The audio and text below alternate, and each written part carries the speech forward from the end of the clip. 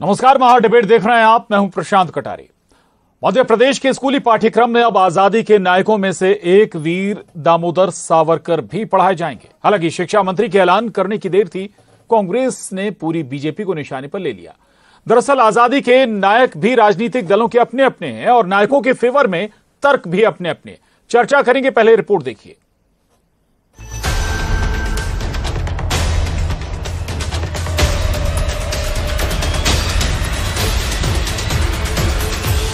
वीर सावरकर का भी जीवन भी पढ़ाने, बाद में स्वतंत्रता के बाद में जिन लोगों का योगदान रहा, डॉक्टर अंबेडकर का जीवन भी पढ़ाने वाले हैं, सरदार वल्लभ भाई पटेल का जीवन भी पढ़ाने वाले हैं और हम एपीजे अब्दुल कलाम का जीवन भी पढ़ाने वाले हैं। हम महापुरुष देखते हैं जिनका योगदान भारत के लिए है, उन महापुरुष का देखें। मध्य प्रदेश के स्कूल शिक्षा मंत्री ने ऐलान किया है कि अब स्कूली पाठ्यक्रम में महान क्रांतिकारियों के साथ वीर सावरकर भी पढ़ाए जाएंगे। ऐलान के साथ ही सियासत शुरू हो गई है। कांग्रेस ने आपत्ति दर्ज कराते हुए कहा है कि सरकार सावरकर का पूरा इतिहास पढ़ाए, जिसमें अंग्रेजों को दिए माफीनामे का जिक्र भी आए।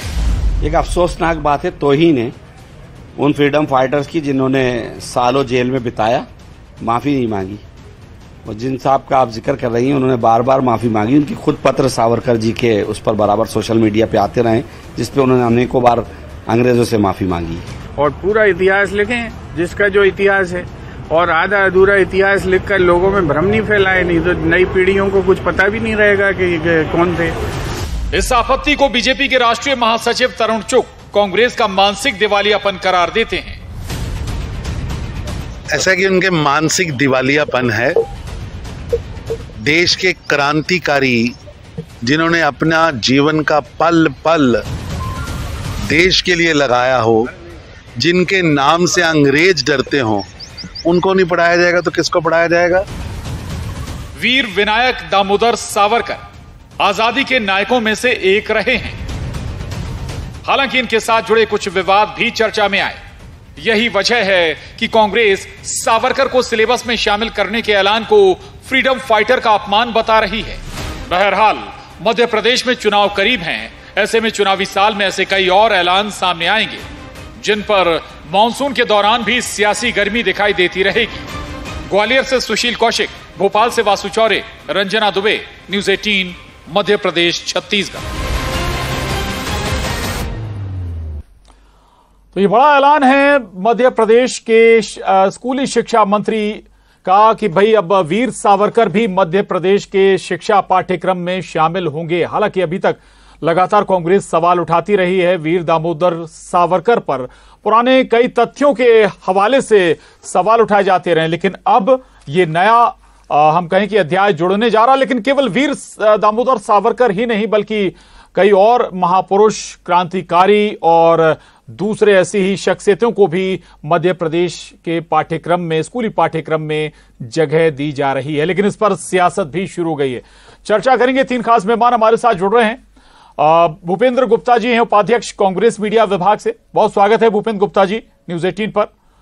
डॉक्टर दीपक विजयवर्गीय जी हमारे साथ हैं, प्रवक्ता बीजेपी, आपका भी बहुत स्वागत है। और बहुत धन्यवाद। वरिष्ठ पत्रकार अक्षत शर्मा जी हमारे साथ इस चर्चा में मौजूद हैं, आपका भी बहुत स्वागत है। दीपक विजयवर्गीय जी, चर्चा की शुरुआत आपसे करूंगा। लंबा वक्त, भाई मध्य प्रदेश में भी लंबा वक्त हो गया आपकी सरकार को, अभी क्या ऐसा अचानक से आन पड़ा कि भाई अब वीर दामोदर सावरकर को सिलेबस में शामिल कर रहे हैं? देखिए, ऐसा है कि महापुरुषों का जीवन आने वाली पीढ़ी को पढ़ाया जाना चाहिए। ये बात सही है कि 20 वर्षों से हमारी सरकार है और वीर सावरकर की जीवनी काफी पहले पाठ्यक्रम में शामिल की जानी चाहिए थी, लेकिन जब भी शामिल हो वो स्वागत के योग्य है। और मैं समझता हूं कि कांग्रेस के लोगों को छिछली राजनीति से बाज आना चाहिए। वीर सावरकर का जीवन सारे देश के लिए अनुकरणीय है और कांग्रेस के लोग, या कांग्रेस जिनको फ्रीडम फाइटर बताती है जी, वैसे लोग सावरकर के जो त्याग है, सावरकर जी की तपस्या है, उसके पासंग में कहीं नहीं ठहरते हैं। हम उनकी तुलना नहीं करना चाहते, लेकिन इतना आग्रह जरूर करेंगे कि वीर सावरकर जी के संबंध में ना तो कोई अवमाननाकारक बात की जाए और ना तुलना करने की कोशिश की जाए, क्योंकि कोई भी कांग्रेस का बड़े से बड़ा नेता भी सावरकर जी के पासंग में कहीं नहीं ठहरेगा। जी ठीक है, कांग्रेस की अपनी आपत्तियां हैं, लेकिन यहां जो सवाल उठ रहा है वो टाइमिंग को लेकर है। इलेक्शन है, कुछ महीने में इलेक्शन होने वाले हैं, मुद्दों से क्या डाइवर्ट करने की कोशिश? नहीं, देखिए ऐसा है कि जो विनायक दामोदर सावरकर जी हैं वो कोई वोटों की राजनीति से जुड़े हुए व्यक्ति नहीं है। इस देश में जो 20वीं सदी में डेमोक्रेसी का उदय हुआ और डेमोक्रेसी के उदय के साथ राजनीतिक विचारों के संबंध में जो विकास का क्रम चला, उसमें हिंदुत्व का जो प्रवाह है उसको सबसे पहले विकासमान किया विनायक सावरकर जी ने। जो हिंदुत्व शब्द की अवधारणा है वो असल में सावरकर जी ने ही शुरू की मॉडर्न परिप्रेक्ष्य में। कांग्रेस पार्टी के लोगों को, यहाँ तक कि जवाहरलाल नेहरू को भी हिंदुत्व शब्द से डर लगता था और इसीलिए उन्होंने बार बार स्वतंत्रता के बाद भी वीर सावरकर के खिलाफ मुकदमेबाजी, उनको अलग अलग कानूनों में फंसाने की कोशिश की, लेकिन वो हर बार बरी साबित हुए। जिन मामलों का जिक्र करते हैं कांग्रेस के लोग 1910 के दशक और 20 के दशक में, मैं समझता हूँ 16 साल की जो कड़ी सजा वीर सावरकर जी ने भोगी है वो कांग्रेस के किसी नेता ने नहीं भोगी है। तो वीर सावरकर जी से किसी भी कांग्रेसी की, मैं समझता हूँ, उनको पासंग में नहीं ठहरता है। ऐसे में उनको आलोचना नहीं करना चाहिए। और कांग्रेस के वो नेता, भोपाल के नेता जिनका आपराधिक अतीत है, वो वीर सावरकर के बारे में टिप्पणी करें, ये बड़ी कांग्रेस के लिए शर्म की बात होना चाहिए कि किसके संबंध में किससे टिप्पणी करवा रहे हो, इतना तो उनको मालूम होना चाहिए। जी ठीक बात है। अक्षय शर्मा जी, जैसा कि जिक्र भी हो रहा था कि भाई लंबे समय तक, लगभग 4 टर्म हम अगर कहें कि बीजेपी की सरकार यहां पर प्रदेश में रह रही, कुछ 1-2 साल छोड़ दें, लेकिन अब क्या मोदी काल में हम देखें कि मोदी काल में खुलकर बीजेपी ऐसे नायकों को पाठ्यक्रम में शामिल कर रही है, ऐसे मुद्दों को उठा रही है, ऐसे मुद्दों पर भी आगे बढ़ रही है जिन पर कई बार बात करना भी, चर्चा करना भी दूभर होता था? मुझे ऐसा नहीं लगता है जी। इस विषय पर पहले भी कई बार बातचीत हुई है, मतलब इसको सामने लाया गया है। हमने देखा होगा कि जब अटल जी की सरकार रही थी तब उन्होंने तो संसद के हॉल में ही सावरकर जी की एक विशाल वहाँ पर चित्र लगा था और उस समय भी विपक्षी पार्टियों ने काफ़ी उसका विरोध किया था। सावरकर को हमें पहले पढ़ने की आवश्यकता है।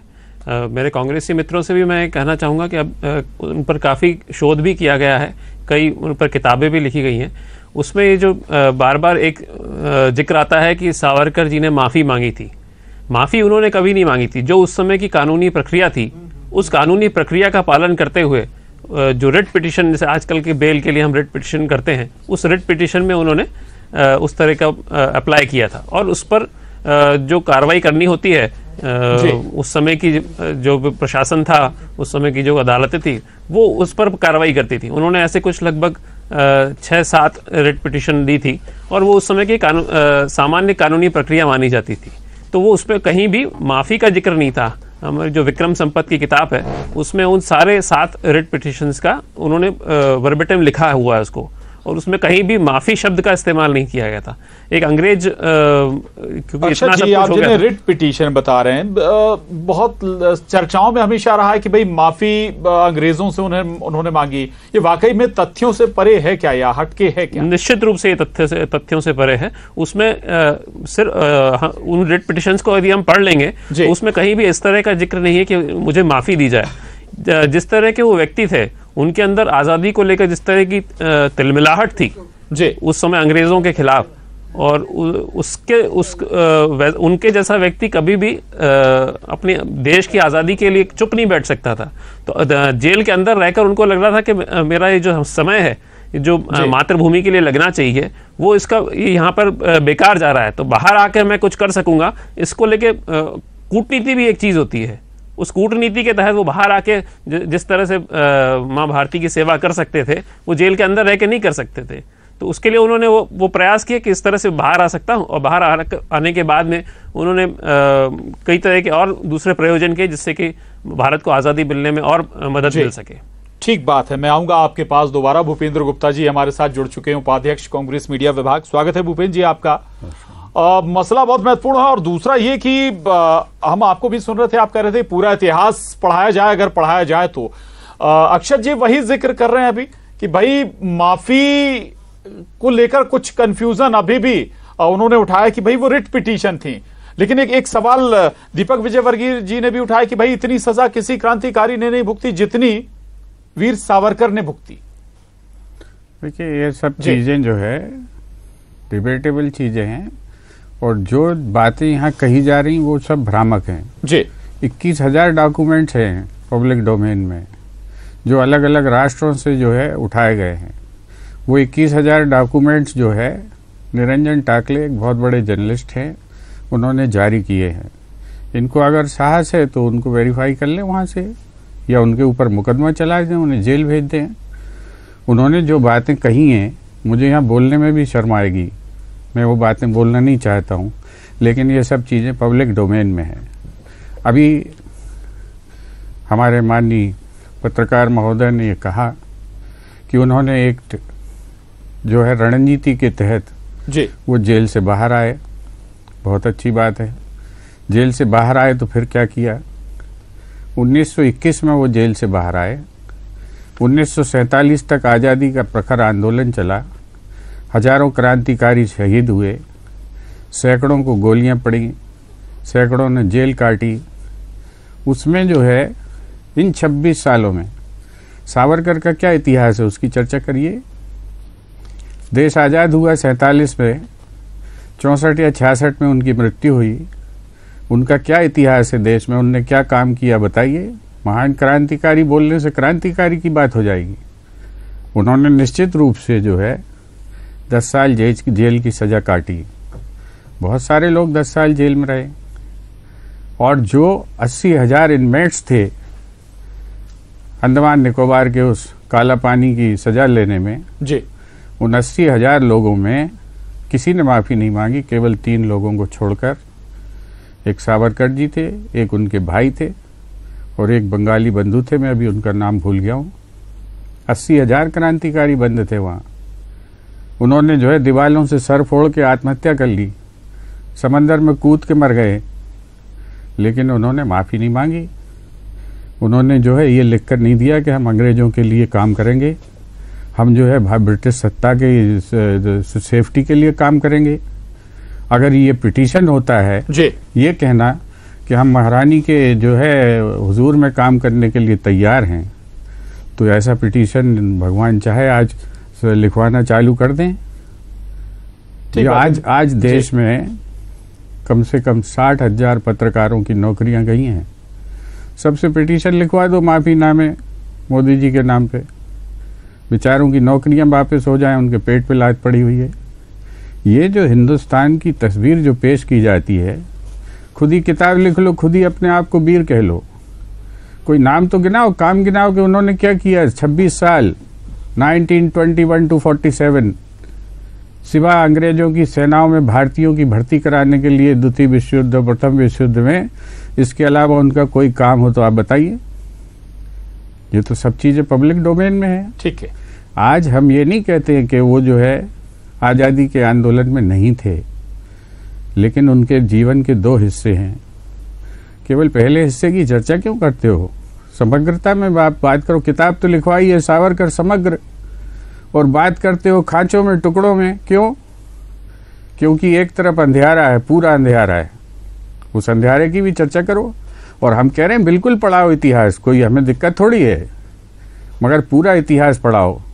जनता को जानने दो कि अंग्रेजों की सेनाओं में भर्ती करवाने वाले लोग कौन थे, कैंप लगाकर कौन लोग थे जो भगत सिंह का विरोध कर रहे थे।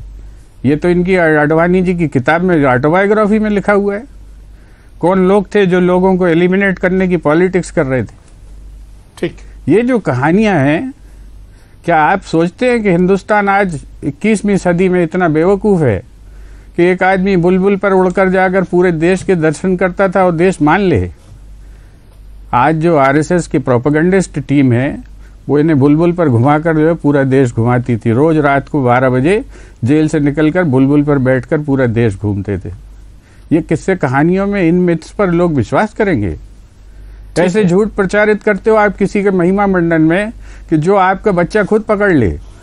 ये जो झूठ बोलकर किसी को महिमा मंडित करने की जो चेष्टाएं हैं, ये चेष्टाएं अच्छी नहीं है। चलिए, आप दीपक विजयवर्गीय जैसी आपने बहुत सारी बातें की हैं एक साथ, इस पर रिएक्शन जरूर बनता है। दीपक विजयवर्गीय जी, वाकई क्या क्रांतिकारी कहने से, महान क्रांतिकारी कहने से कोई क्रांतिकारी बन जाएगा? जो पब्लिक डोमेन में जिसका जिक्र भूपेंद्र जी कर रहे हैं, क्या देखिए मैं समझता हूं कि कि कांग्रेस पार्टी के नेताओं को सावरकर जी के वर्ष 1900 से लेकर 1920-25 के बीच में, जो जब खास तौर पे जब वो लंदन में थे, खास तौर पे तब जब वो लंदन में जो इंडिया हाउस होता था उस समय क्रांतिकारियों का बड़ा केंद्र होता था, वहाँ से क्रांतिकारियों को ऑर्गेनाइज करते थे, वहाँ की सारी एक्टिविटीज़ को ऑर्गेनाइज करते थे।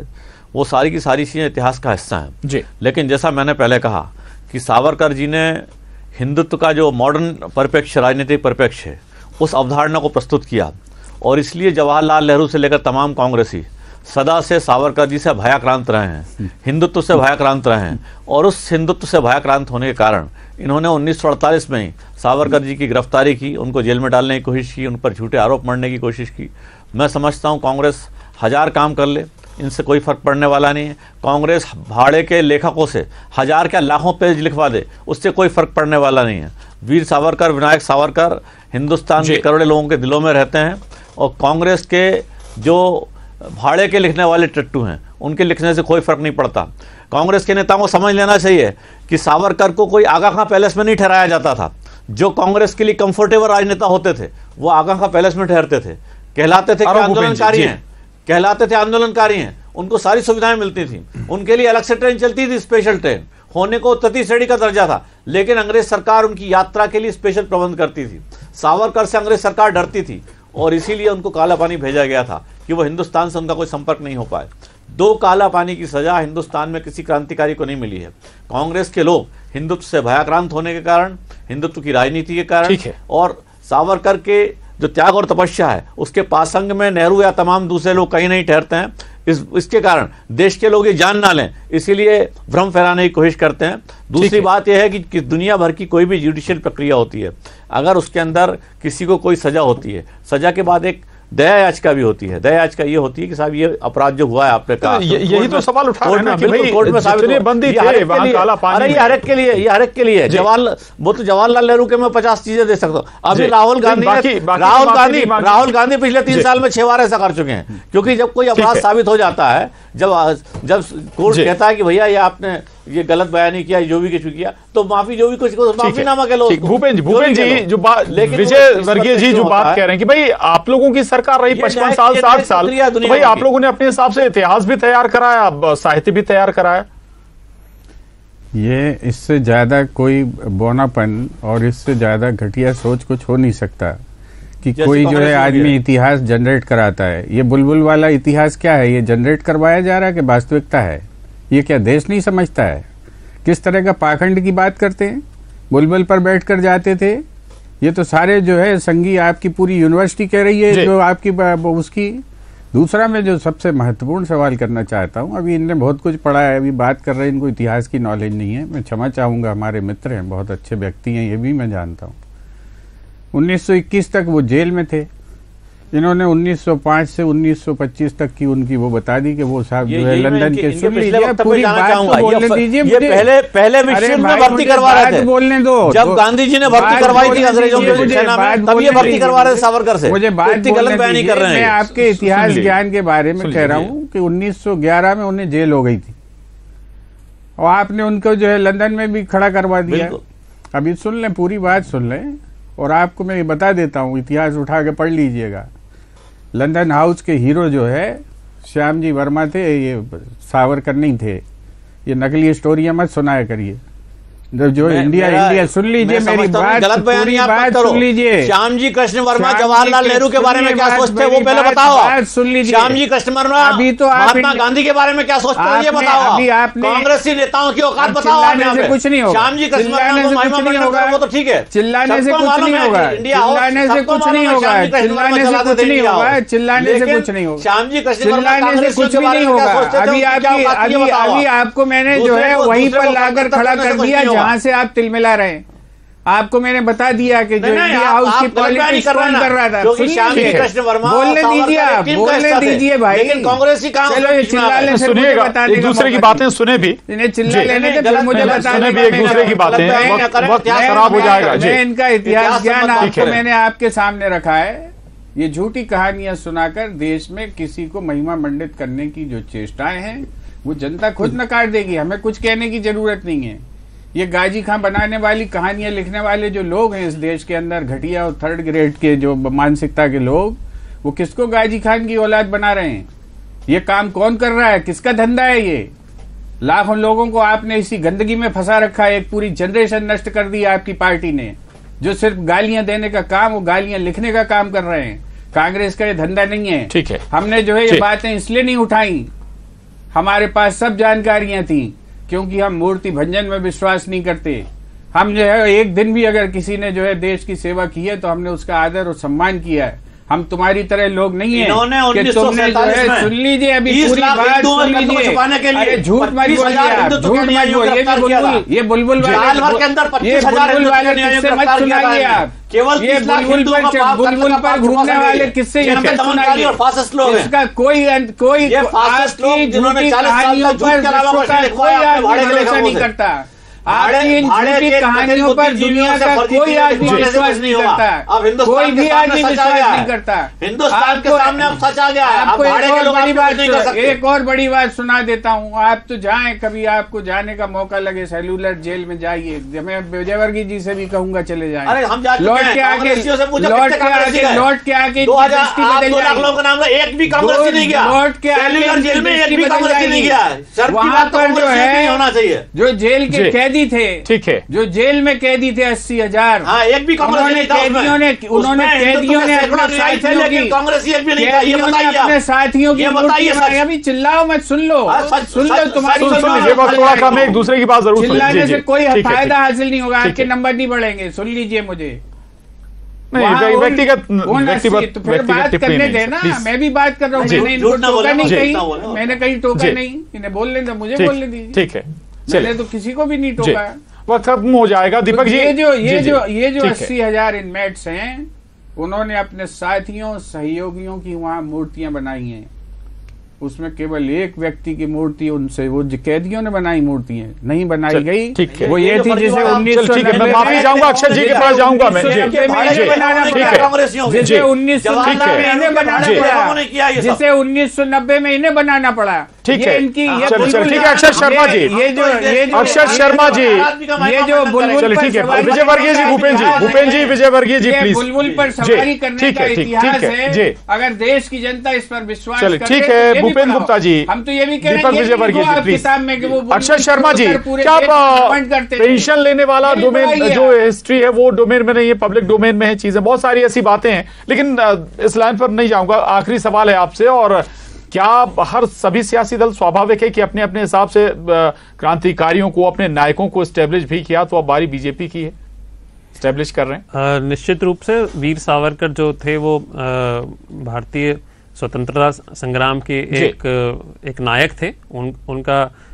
उनको आज की पीढ़ी को उनके बारे में पढ़ना चाहिए। जैसा शुरुआत में अभी गुप्ता जी ने भी कहा कि ये डिबेट का विषय है, तो उस पर डिबेट भी करें, लेकिन इतिहास के बारे में सब लोग जानें और अपनी बुद्धि के अनुसार उसका आकलन करें। जैसा कि आप कह रहे थे कि 1921 के बाद उन्होंने क्या किया 47 तक, तो उनके बाद जब उनको छोड़ा गया था तो उनके ऊपर रिस्ट्रिक्शंस था। मतलब उनके जैसे जिले में ही रहने का जो रिस्ट्रिक्शन रहता है, रत्नागिरी में उनको रखा गया था।